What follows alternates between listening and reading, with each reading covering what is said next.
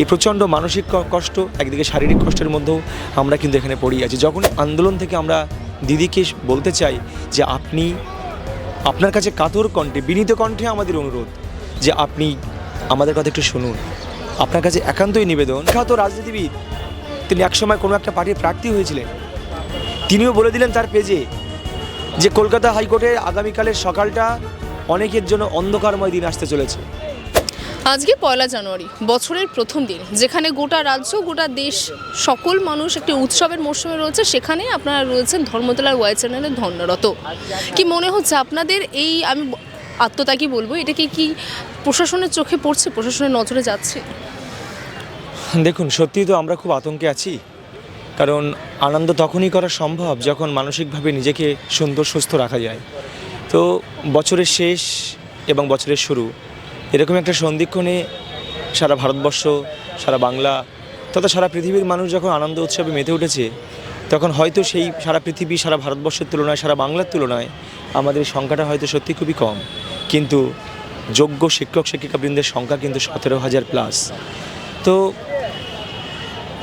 দিদি মুখ্যমন্ত্রী, মাননীয় মুখ্যমন্ত্রী, তিনি তো বাড়ির কর্তা। একজন বাড়ির কর্তা, তার বিভিন্ন বিষয় তাকে দেখভাল করতে হয়। তো আমরা এই সংখ্যাটা বড্ড হয়তো অল্প দিদির চোখে বা অন্য মানুষের চোখে, আমি জানি না, কিন্তু আমার অনুরোধ, কারণ দিদির কাছে তো আমরা অনুরোধ করতেই পারি, আমরা আদেশ করতে পারি না। তো দিদির কাছে আমাদের একান্ত অনুরোধ যে 27শে ডিসেম্বর থেকে এই 1 জানুয়ারি, এই দীর্ঘদিন আমরা এই খোলা আকাশের নিচে প্রচণ্ড ঠান্ডাকে উপেক্ষা করে কুয়াশার মধ্যে, মশার মধ্যে আমরা এখানে পড়ে আছি। আপনারা দেখেই বুঝতে পারছেন, কথা বলার মতো ঠিক শক্তি পাচ্ছি না, গলার ভাষা হারিয়ে যাচ্ছে, গলাগুলো স্বর উঠছে না, একটু আদা, একটু চা খেয়েও গলা ঠিক করতে পারছি না।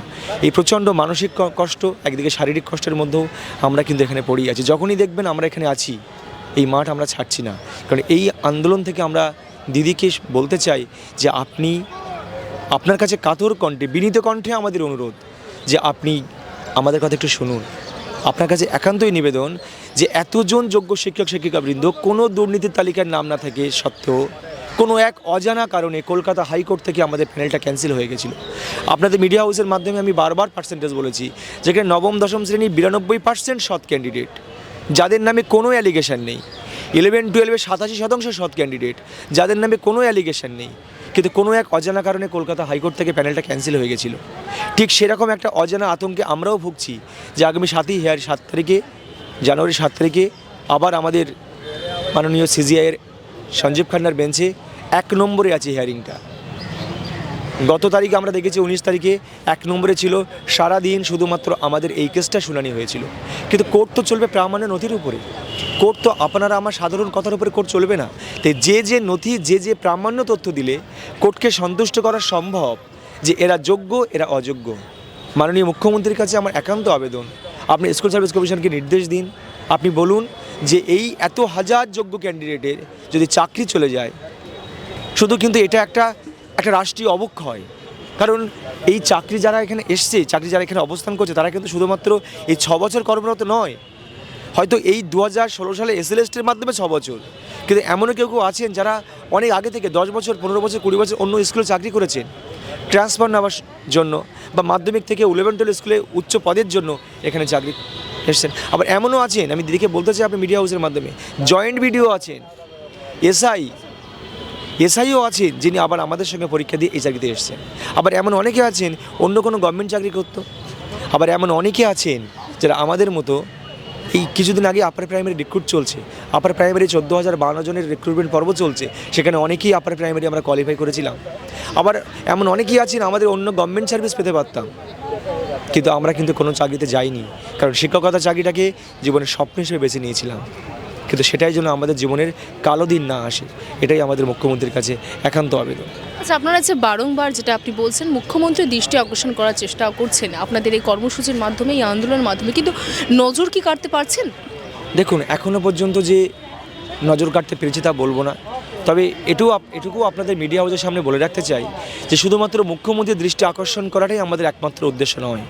আমাদের এখানে অবস্থান কিন্তু 3টে কারণে স্পষ্ট। এক, মাননীয় দিদির কাছে তো অবশ্যই আমাদের প্রথম আবেদন যে আপনি আমাদের ব্যাপারটা দেখুন। দ্বিতীয়ত, যে বিরোধী একটা রাজনৈতিক চক্রান্ত চলছে আমরা বুঝতে পেরেছি, কারণ কি, আমি আবারও আপনাদের সামনে বলতে চাই, যেদিন কলকাতা হাইকোর্টের এপ্রিল মাসের আমাদের রায়ে গোটা প্যানেল ক্যান্সেল হয়ে গেছিলো, সেই প্যানেল ক্যান্সেল হওয়ার আগেই কিন্তু কোনো একজন বিরোধী রাজনীতিবিদ অন্য একটা রাজনৈতিক মঞ্চ থেকে বলেই দিয়েছিলেন 25,753 জনের চাকরি বাতিল হতে চলেছে, কলকাতা হাইকোর্টে বোমা ফাটবে। আমার প্রশ্ন, তিনি জানলেন কি করে? তিনি জানলেন কি করে যে কলকাতা হাইকোর্টে আগামী দিনের রায়ে এত হাজার জনের চাকরি চলে যাবে?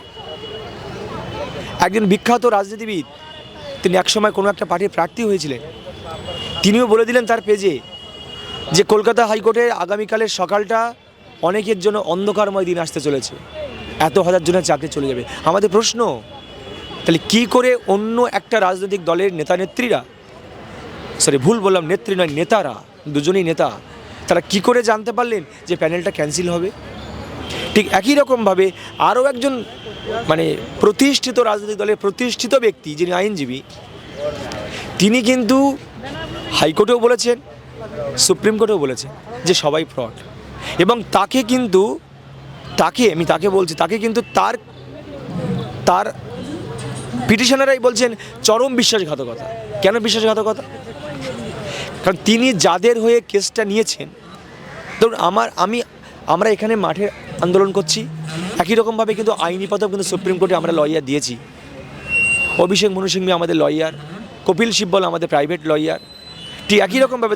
তাহলে আমরা তো কেসটা তাকে দিয়েছি। কেন দিয়েছি? যে আমাদের কেসের মেরিট অনুযায়ী আমাদের দাবি দাবাটা আপনি আমাদের কোর্টের কাছে পেশ করুন। তাই তো, এটাই তো উদ্দেশ্য, যে এত হাজার জন সৎ ক্যান্ডিডেট, এদের নামে কোনো অ্যালিগেশন নেই, কেন চাকরি থেকে বাতিল করা হবে? ঠিক একই রকমভাবে তাহলে আমরা যা বলবো উনি তো তাই শুনবেন, সেভাবেই চলবেন।